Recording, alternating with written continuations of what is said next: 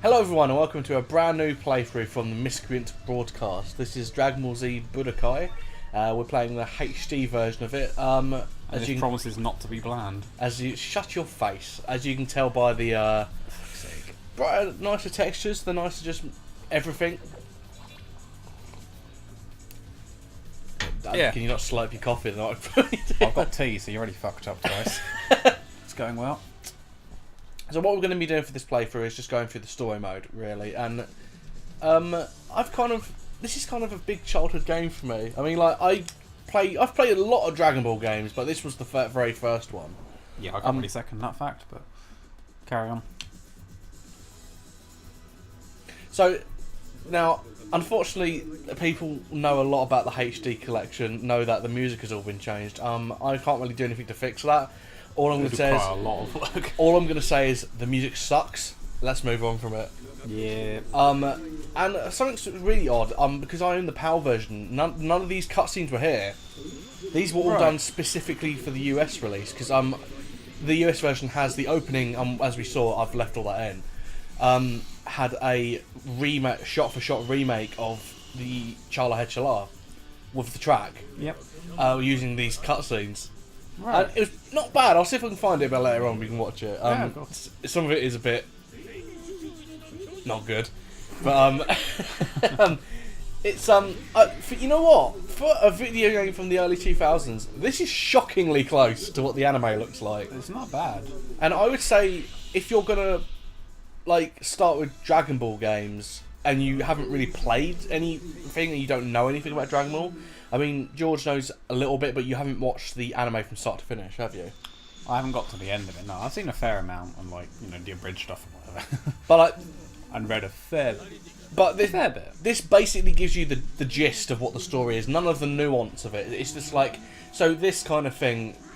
So Goku's here to save Gohan, but you don't know why Piccolo's here as well. A lot of that they left out, but the basic gist of what they're here for is obvious. And another thing you might notice listening to is I don't have the English language version. It's just the Japanese one. For some reason, give you a choice. It's just there. For some reason, oh, by the way, that phrase there, that strength is not the only way to win. Yeah, that's going to get ignored at the later of the series. As for all the other Dragon Ball Budokai games, are all favourites of mine personally. I think we might go through some of them later on. But That was a bit of weird dialogue there. I don't know why he said that. This has got the best story mode, I'd say. Cool. Let's find it out. As in, like, the other ones aren't really like retellings like this. It's just fights, one after the other, in the order they happened in the anime. Which is a little bit kind of like, okay. Yeah, maybe it's just more, well, not more what people wanted, but it's people who sort of expected as online got bigger. It was easier to do that. Yeah, it was a little bit, but I think Budokai 2 has the most disappointing story mode. It's literally just like a chessboard game. I mean, we probably will get to that at some point if we're going to do the Budokai games. I mean, I really want to do them because I love them. But this one, they went to the effort in this one to like kind of put all the cinematics in, or the, animate them from ground up and everything using the actual game engine, which I appreciate. Nice. But in the other ones, they don't really bother. So the music that's in this game, I've already said it's crap, but it's a weird thing actually. It's actually, some of it's taken from later Dragon Ball games. Like, the music that was playing when we were fighting him then is from Tenkaichi. So stuff like that. They took a lot of the games from music from other places. Yeah. I guess they wouldn't probably have gone to the whole effort of making a complete new soundtrack for it. No. Not just for a sort of remake.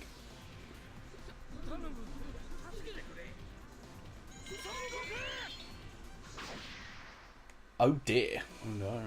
So let's talk about Dragon Ball for a bit. Where we both are first aware of it? Because I've got a long history of Dragon Ball. And by the way, I'm going to clear this up now. You're noticing I've only saying Dragon Ball. That's because the series has always been called Dragon Ball. I do not call it Z. Z is an American thing. I don't think it. The manga from start to finish was called Dragon Ball. That's what I'm going to call it because that's what the story is called. Yeah, it doesn't really reflect the whole thing. It just happened. So do you want to go first? Because I feel like, no offense, I feel like your story of your experience with Dragon Ball is not going to be very long. Not going to take ages. Well, I was aware of it back in school, like primary school, definitely still. I, wasn't really that into it, I wouldn't say. Was it just kind of a thing? It's just more the people I hang out with. Wasn't a really thing that they were into. It wasn't really a thing of my school at all, actually. It wasn't my school, funnily enough. People just didn't seem to be that interested, so other things came first. I suppose it was more Pokemon, really. What came first, the Dragon Ball or the egg? Find out next time. I don't know, I've got a joke about that later on. Yeah. Anyway, in between some of the story missions, also these little missions here. So this isn't a fight. All we've got to do is rotate the stick to keep Raditz in front of the special beam cannon. Cool. Can be... His slipperiness is a bit... Okay. Is it just old game physics? It is, pretty much. It's one. I remember having a lot of trouble with this one when I was younger, but when I'm trying to talk and do it, it's a little bit tricky. Well, I'll carry on with my story. You do this. Fuck! Well, we're fucked. Right, carry on. So, yeah, in high school, I became a bit more aware of it. Must have watched a couple of episodes or something. And then it wasn't really until kind of we started hanging out that you probably introduced it to me, and you must have lent me the books first, or something. Oh, you mean the what, sorry? You must have lent me the... Oh, shut up. The manga first. That's what I thought. Whatever. I read some of that. I think a lot of it originated from watching the abridged, though, sadly enough. Yeah, I think that's a pretty fair assessment of that. By the way, some of these scenes are being re-edited to have less gore, so there's just a void in Raditz's chest now, not blood and intestines and shit. Yeah. Like there wasn't... The original anime had all of that. The manga had all of that. Anyway, sorry, carry on. So yeah, it's kind of a weird way of getting into it, because obviously most of it just comes from knowing a much more jokier version of it. Yeah, well, I think... Which is a bit strange. I think the abridged, again, like I said about this story, is the ideal way if you've never watched it. Because, like you said, it's abridged. It's a very, very abridged version of the story. You can't sort of, you get the general gist of it, obviously told in a slightly different way, but... I'd argue a more entertaining way, by the way. Well, this animation. That's a reference to the manga, that's the way he runs on there. It's really funny. But I've watched a fair amount. We're going to separate for a second, just because it makes it easier to differentiate between the two for a second. Yeah, sure. I think I ended up watching a fair amount of Dragon Ball, because I remember I had it on my computer years ago. So you mean the original Kid Goku series, yeah? Yes. By the way, that's a translation error. It's not 6 months later, it's actually a year later since before Nice. Raditz they turn up. Sorry, carry on. I must have got a fair way through that. Yeah. And then Dragon Ball Z. Most of that probably is from the bridge, to be fair. But I've seen I think I just got a bit of heartburn you saying that. Sorry. But I'm getting there. There's just, other things always come up. And it's such a long series to get through. It is. It's not that I don't want to. The weird thing is, it's a lot of people, it's their gateway anime. A lot of them, it's like that one for me was the first anime I ever watched. And it's weird that it's quite a hard thing to watch all the way through. I've never watched every episode of the original Z, the American release, because there's like 400 plus fucking episodes of it. Long time. I have never done it. But I'm not. I've watched all of Kai. I've read all of the manga several times. 20-minute episodes? About that. But the thing is, I'm not going to calculate it. There's a very, very infamous example of that. Whereas the original, when Goku fights Frieza, Frieza says you've got 5 minutes left until the planet blows up. 13 episodes later, the planet blows up. Yeah, it's one of those. Jonah watch. That's all I got to say about that. Yeah, it's like the first anime I watched. He obviously knows Death Note. That's where I started. Oh yeah, you did, didn't you? So I think you must have shown me that first or something, and then it kind of led into other things. And I remember we tried to do a commentary on that once. We did 6 episodes, and it was terrible. Or 7 even. Did you watch that before we did the commentary on it? I think I was watching it at the same time, so I must have seen the first sort of couple, but not necessarily all the way through. Obviously, it was the first recording we did as well, so it was ropey as fuck anyway. You say that like this one, isn't it? Yeah. I mean, we had Ethan with us. Who? Oh, sorry, he's probably not known on this channel. Yeah. No, he still isn't. It's alright. Just random name drop people. There's Greg, and we've got loads of friends. A silverback. No. Well, to be fair, Ethan might pop up eventually on this channel. Yeah, he probably will. New fighter appears. So my experience with Dragon Ball, pretty much from when it was on Toonami back in the day, and I remember very distinctly when I was about 8 having a VHS with the Cell end of the Cell saga where the Cell Juniors turn up, the little blue cells. Mm-hmm. I remember that very vividly. I remember the Super Saiyan 2 transformation being the coolest thing I'd ever seen, and getting the feels obviously when you're a kid, and it's like when I was Gohan's age actually. And being like, I was putting myself in his shoes. I remember all of that. Never ever watched Dragon Ball ever. Really? Never watched the. Never. It just wasn't on TV. I suppose so. Z was on a lot, but it used to repeat a lot of episodes. So more and different parts of it are ingrained in my mind more than others. This, for example, is really ingrained in my mind. This image of Goku and Vegeta fighting, one of the coolest, most iconic manga panels ever. Yes, it basically burned into my retina, so I'll never not unsee it ever again.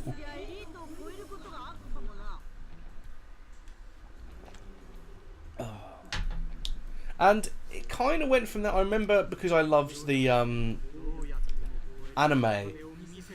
See, this is where it gets a bit misty for me, because it's hard to remember where I went from that. I remember getting this game, not this version of it, and playing it over a couple of friends' house. And they liked it as well, so it was just a thing of constantly being exposed to it over a couple of years period. And the weird thing is, you got to remember how old Dragon Ball was by the time I got into it. It had finished about a decade and a half prior. Yeah. So like, knowing that it finished at the Cell Saga and I really wanted more, I didn't realise there was a whole fucking arc after that, the Majin Buu one. I had no idea because it just wasn't on TV. And then it was just a constant thing of getting up to the Cell Saga and thinking, wow, this Dragon was really good. I really wish there was more of it. And then there was, obviously, because the Majin Buu one got dubbed and I watched that a lot. Yeah. But again, very much like the Cell stuff, it wouldn't be like, next week, tune into the next episode. It wouldn't be like that. It would be like, next week, tune into an episode of Dragon Ball. Yeah, just random showings. It was very, very irritating. I remember a lot of kids' TVs was like that, actually. I remember being younger. So, like, another image that's burned into my mind because I used to watch it, the episode of the anime where Majin Buu takes out Gohan and throws him into some woods far, far away. I never saw the follow-up to that, and I always wondered whether Gohan had died. Because it never told you that. So all the Martian Vegeta blowing himself up, never saw any of it. Nice. And I've been a fucking huge fan of Dragon Ball since then. Because of the abridged, as you mentioned, I got back into it a lot. And I also... And it helped out so many people. I think, I remember Christopher Sabat, who plays Vegeta and Piccolo, and the Armchair. And he's basically the ADR director now of Dragon Ball. He directs all of it, all of the English dub. Yeah. He says, and credits the Team 4-star guys for keeping the ship running. He says the only reason we're back here is because of you guys. So, you know, like this cool. Dragon Ball Super, the movies that came out, all of that, he says he credits them for that. That resurgence in the popularity. Possible, I'd say. It easily could have faded away ages ago otherwise. I don't think I wouldn't use that, because you have to remember Toriyama probably has no idea what abridged is. True. He doesn't even remember half the shit he made up in Dragon Ball, mate. Maybe more of this might be the thing. It might have struggled getting itself back over to here. In the West, in the West, yeah. Over there, it would have done fine still. You know, Dragon Ball is probably Japan's biggest export, next to emotional stuntedness and sushi or something. I don't know. It's very much and things like anime and manga coming over to the West are kind of the things. Oh yeah, we take a load of it. So it's I don't know. In the West, I feel like it kind of went like that, a very, very slow trajectory. Because I remember Kai was redubbed and came out on Toonami. So they basically showed the series again, but with crisp animation, quote unquote. Yeah. And I don't know. It's a hard thing. You have to. I'm not the analytics of all of that. You'd have to really go into it. Oh, definitely. But abridged for me and you got me back into it a lot. And I remember very much like watching the original anime, desperately waiting for the next episode of abridged because I just loved it. There's horrible long pauses where it could be a couple of months, maybe more, much more than that actually. There's been a year and a half between. I don't want to date this too much, but more recently, between 60 and the last one, there's about a year and a half wait, which I understand. I understand why that happened, and I'm okay with that. But it's still annoying. They had a lot of problems along the way, copyright and all of that, and nonsense like that. It's just it really. Which was a shame when you think about what they probably actually have done for everything. Exactly. If the thought of like there would not be a Super, there would not be Battle of Gods or Resurrection F, and those films made a lot of money. Yeah. Those things wouldn't have happened. Maybe it'd be interesting to think about. Gohan's got to step up. Nice. So it's kind of one of those things where I'm probably more excited about Dragon Ball content now than I ever have been, just because I'm more aware of it now and the things, with the invention of the internet and my access to it. Well, yeah. It's the Broly movie hasn't come out yet, but I'm really excited for that. I liked a lot of Super, not all of it. A lot of it was pretty okay, but like I loved the filler episodes, and I actually think basically Super's filler episodes are all slice of life stuff. Do you know what I mean? Do you know what I mean by that? Explain for anyone else anyway. But like slice of life is basically something that is not plot heavy. It is the characters interacting. It is them having bants basically.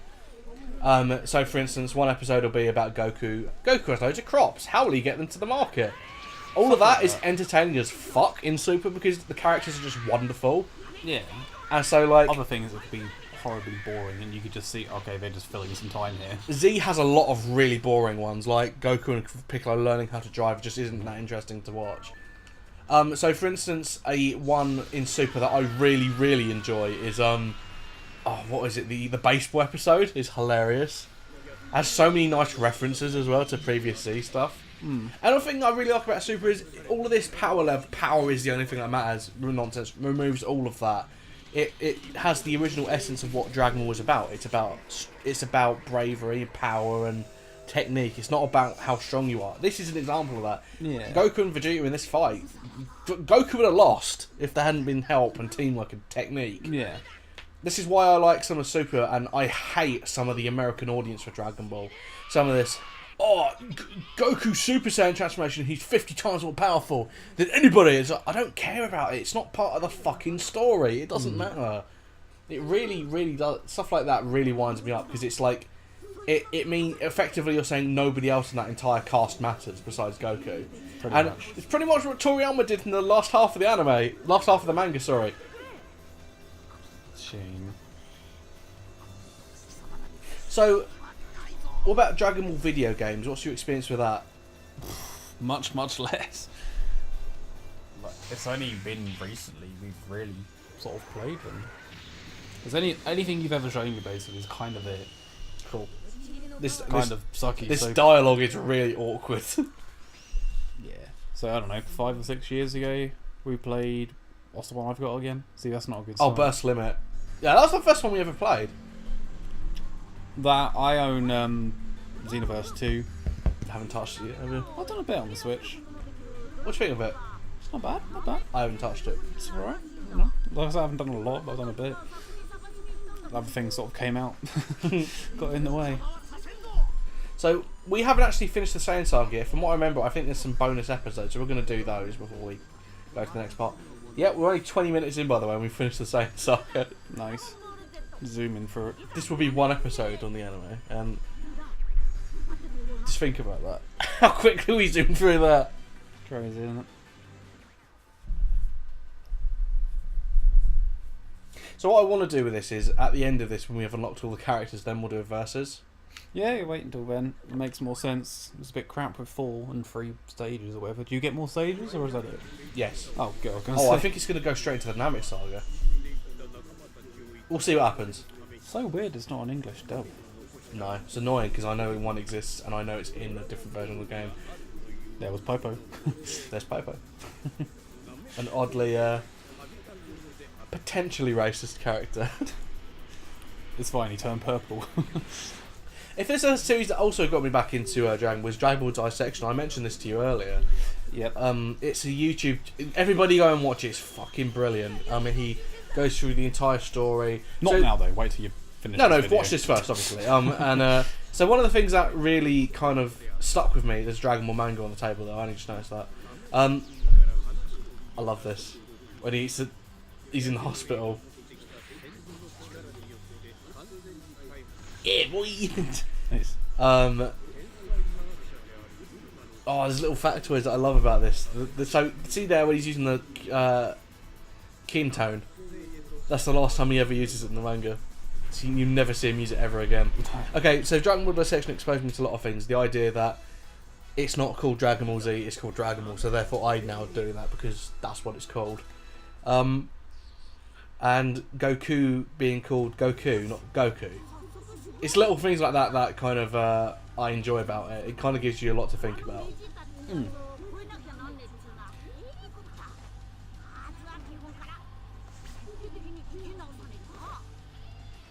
Okay, we'll wait until next time to commit some of Goku's training. We'll see you next time in Budokai Part 2.